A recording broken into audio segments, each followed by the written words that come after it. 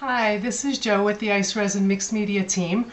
Today I'm going to show you a bracelet that I made from a found object.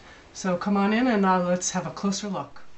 Okay, so here's a closer look at this bracelet.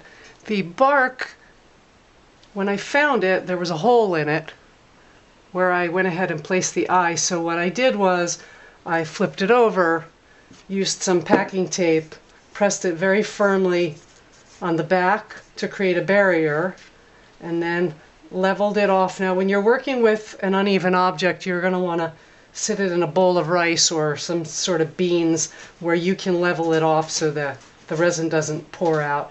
Now after I poured this and it had cured, I noticed the resin had dripped over the side. Obviously I didn't have it level, so I actually used that to my advantage, and I put some of the iced enamels on there, which I thought gave it a very cool effect.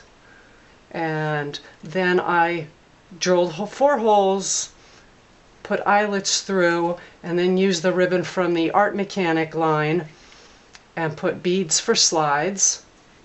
So you slide your hand in there, tighten the beads down, and there you have a bracelet that no one else will be wearing.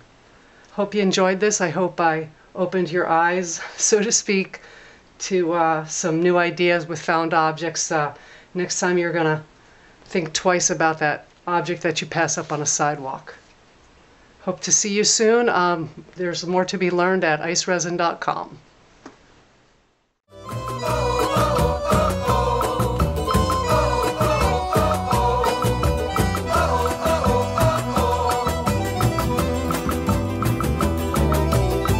Hello, how are you? So nice to see you. It's been a while, that's true.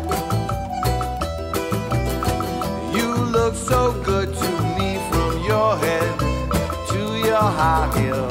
I wish that I would say exactly